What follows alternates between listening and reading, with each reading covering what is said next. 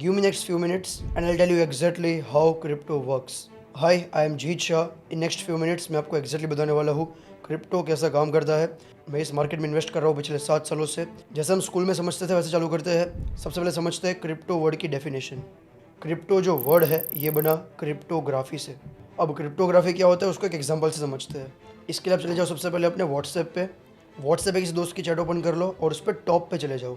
जैसे आप टॉप पे जाओगे आपको वहाँ पे एक मैसेज दिखेगा, messages and calls end to end encrypted. उसके साथ ही लिखा होगा only people in the chat can read, listen and share.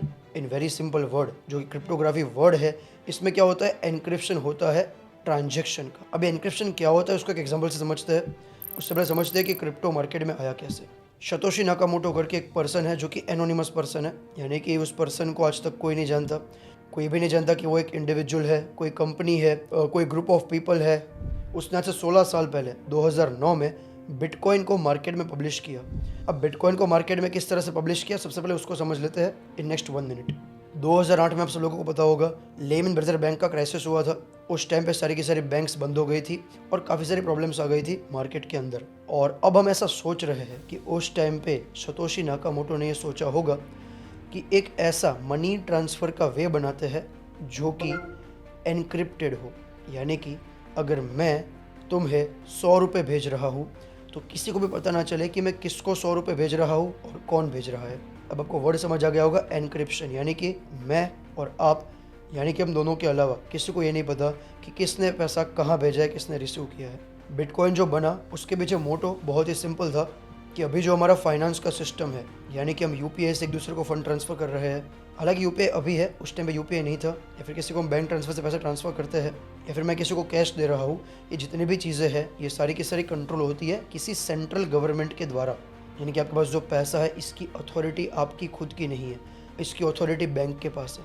या फिर बेटर वर्ड में बोलूँ तो किसी फाइनेंशियल इंस्टीट्यूट के पास है या फिर गवर्नमेंट के पास है. बिटकॉइन बनने का मोटो बहुत ही सिंपल था कि इस वर्ल्ड में कभी भी कुछ भी हो सकता है, कोई भी बैंक बंद हो सकती है, आपका पैसा कहीं भी स्टॉप हो सकता है, कहीं भी रुक सकता है.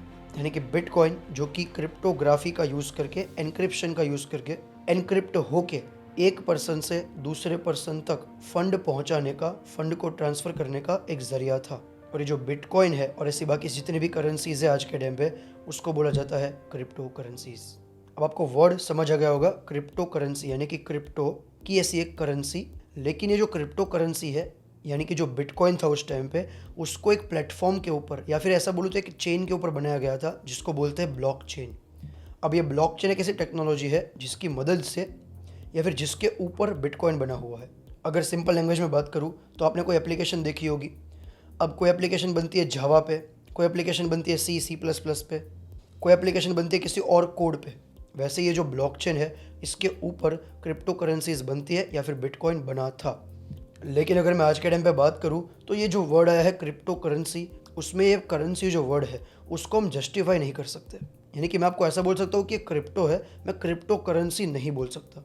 और ये मैं नहीं कह रहा, ऐसा गवर्नमेंट कह रही है, क्योंकि गवर्नमेंट के हिसाब से करेंसी वो होती है जो सेम वैल्यू पे रहे या फिर उसकी वैल्यू स्टेबल रहे, बहुत ज़्यादा वॉलेटाइल ना हो. फॉर एग्जांपल मैं इंडियन नेशनल रुपीज़ को, INR को करेंसी कह सकता हूँ. क्यों? कि INR की जो वैल्यू है, आज अगर मैं आपको 100 रुपये दे रहा हूँ तो कल आपके पास वो 100 रुपये ही होंगे. वो 100 रुपये के आपके पास 50 रुपये नहीं हो जाएंगे, या फिर वो 100 के आपके पास 200 रुपये नहीं हो जाएंगे. एंड अगर हम उस पर्सपेक्टिव पे बात करें बिटकॉइन की, तो बिटकॉइन की जो वैल्यू है, यानी कि बिटकॉइन का जो प्राइस है, वो कंटिन्यूसली ऊपर नीचे होता रहता है. आज ये पॉसिबल है कि मैं आपको ट्रांसफ़र करूँ एक bitcoin, with in next 1 year bitcoin की प्राइस हो सकता है हाफ हो जाए, विद इन नेक्स्ट 1 ईयर हो सकता है बिटकॉइन की प्राइस 4 गुना हो जाए. तो क्रिप्टो को करेंसी नहीं बोला जा सकता, ऐसा गवर्नमेंट का मानना है. और यही एक रीज़न है जिसकी वजह से आज हर एक क्रिप्टो को, बिटकॉइन को एसेट माना जा रहा है. यानी कि जैसे आपके स्टॉक्स होते हैं, जैसे आपकी प्रॉपर्टीज़ होती है, वैसा बिटकॉइन या फिर क्रिप्टो एक एसेट है. अब ये जो बिटकॉइन है ये कोई पहला एसेट या कमोडिटी नहीं है. इससे पहले काफ़ी कमोडिटी ऑलरेडी मार्केट में है, जैसे कि गोल्ड है, सिल्वर है और बहुत सारी कमोडिटीज़ है. मैं बात कर रहा हूँ भी उस चीज़ की जिसको हम होल्ड करते हैं, जिसकी प्राइस अप्रिशिएट होती है. गोल्ड में और सिल्वर में या फिर जितनी भी कमोडिटी होती है, उन कमोडिटीज़ के अंदर कभी भी इम्प्रूवमेंट नहीं कर सकते. अब गोल्ड है, उससे आप अलग अलग दागिने बना सकते हो, उससे आप आभूषण बना सकते हो, आप गले की चेन बना सकते हो, कोई अंगूठी बना सकते हो, और उसको आप डिफरेंट तरीके से बना सकते हो. लेकिन गोल्ड रहेगा. लेकिन क्रिप्टो में ऐसा नहीं है। जैसे मैंने आपको बताया कि ब्लॉकचेन एक टेक्नोलॉजी है, तो टेक्नोलॉजी को हमेशा एडवांस करना पॉसिबल है। वापस आते हैं उसी टॉपिक पे, 2009 से लेकर 2013 तक तकरीबन 4 साल तक लोगों ने समझा बिटकॉइन क्या है। स्टार्टिंग अंदर क्रिमिनल एक्टिविटीज़ के लिए या फिर बाकी जितने भी काम होते हैं उसके लिए यूज होने लगा बिटकॉइन का। अब इन 4 साल के अंदर 2 टाइप के ग्रुप बन चुके थे।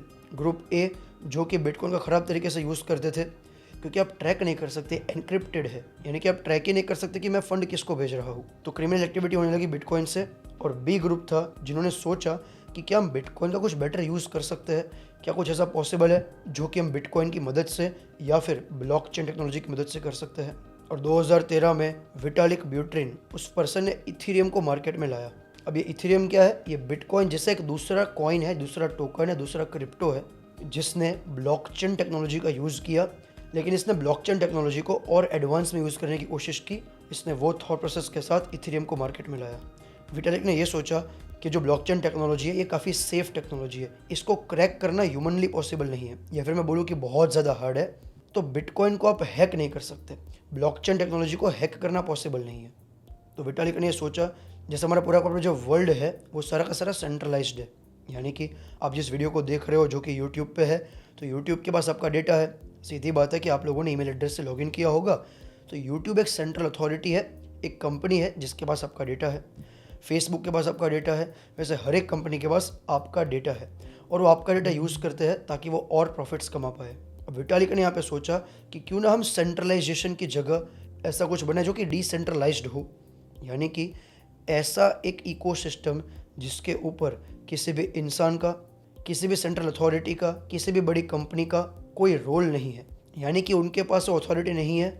आपके पास आपका डेटा रहेगा, आपका फंड रहेगा, और वो डिसेंट्रलाइज्ड होगा, यानी कि जो चीज़ बनेगी उसका यूज़ आप कर पाओगे, आपके भले के लिए कर पाओगे, और ऐसे पूरा कॉन्सेप्ट आया डिसेंट्रलाइजेशन।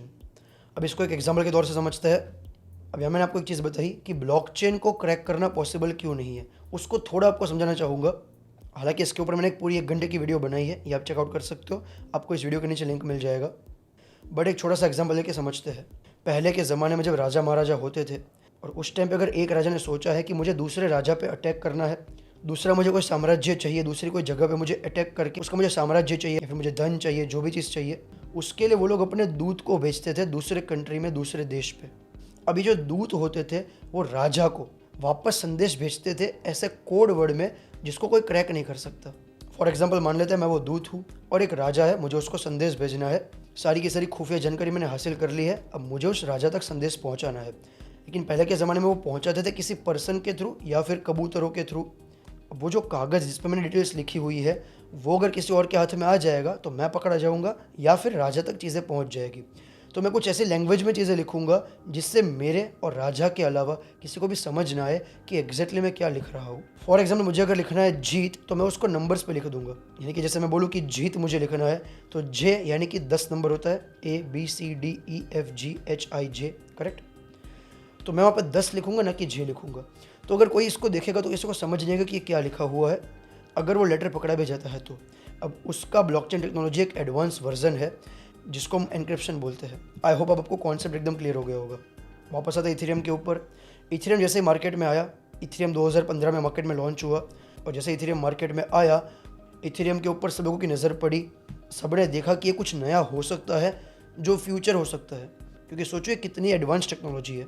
अब ज़रा सोचो 2013 का साल है, इथेरियम बन चुका है, और इथेरियम के ऊपर सबको आइडिया है कि इथेरियम जो एक ब्लॉकचेन टेक्नोलॉजी बनी है, इसके ऊपर हम चीज़ें बिल्डअप कर सकते हैं।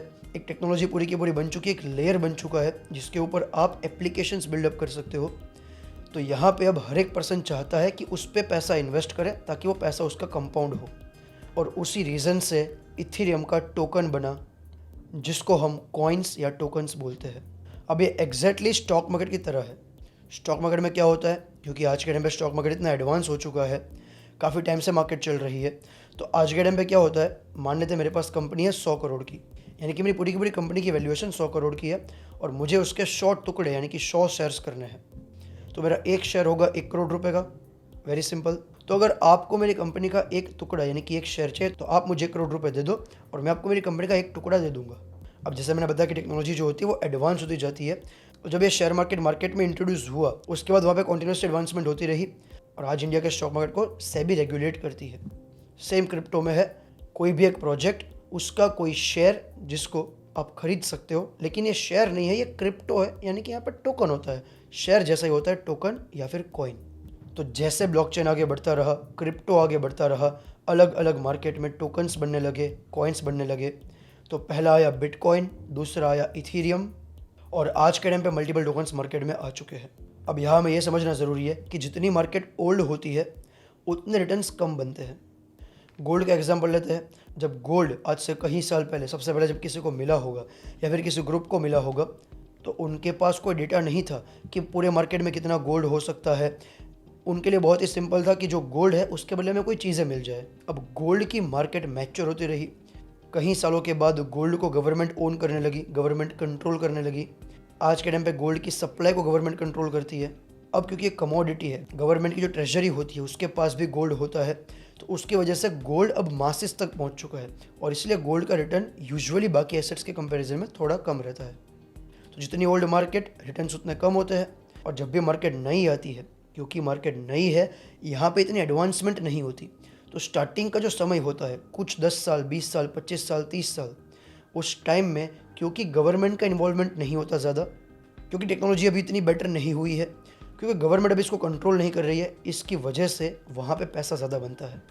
और सब लोगों को ये चीज़ पता चल गई, और ये चीज़ अब सब लोग जानते हैं, तो इसकी वजह से क्रिप्टो में सब लोगों ने पैसा इन्वेस्ट करना चालू किया, क्योंकि सबको ये पता है कि मार्केट नई है, रिटर्न्स अभी ज़्यादा बनेंगे। जब भी मार्केट के ऊपर गवर्नमेंट का कंट्रोल आएगा, बिग एचएनआईज का कंट्रोल आएगा, उसके बाद रिटर्न्स कम बनेंगे। तो उस हिसाब से पूरा का पूरा क्रिप्टो अभी चल रहा है और स्टार्ट हुआ। अब क्रिप्टो एग्जैक्टली वर्क करता है सप्लाई एंड डिमांड पे, जैसे स्टॉक वर्क करते हैं। इट मीन्स अगर किसी भी क्रिप्टो के प्रोजेक्ट के अगर कॉइन्स यानी कि टोकन्स लिमिटेड है, और अगर उसकी डिमांड बढ़ती जाती है तो उसकी प्राइस बढ़ती जाएगी, जैसे स्टॉक मार्केट में होता है, एग्जैक्टली सेम। तो अब यहाँ पे कॉइन में दो चीज़ बन गई। एक हो गया बिटकॉइन, जो कि सबसे मेन एसेट है। अब बिटकॉइन की जो सप्लाई है वो लिमिटेड है, उसकी सप्लाई 21 मिलियन फिक्स है, जैसे मैंने बताया कि ब्लॉकचेन के ऊपर है, तो इसको कोई तोड़ नहीं सकता। लेकिन अब दूसरा कैटेगरी बना जिसको हम बोलते हैं ऑल्ट कॉइन, यानी कि ऑल्टरनेटिव कॉइन। बिटकॉइन के अलावा बाकी के जितने भी टोकन्स हैं उसको ऑल्ट कॉइन यानी कि ऑल्टरनेटिव कॉइन्स बोलते हैं। अब यहाँ पे ध्यान से समझना, जितने भी ऑल्ट कॉइन्स है वो सारे के सारे आज के टाइम पे एक प्रॉमिस है। अब ये प्रॉमिस का मतलब क्या होता है? फॉर एग्जाम्पल, आज मैं एक टोकन इंट्रोड्यूस करता हूँ मार्केट में। मैंने एक कंपनी बनाई, जीत कंपनी, और मैंने टोकन इंट्रोड्यूस किया मार्केट में, जीत टोकन।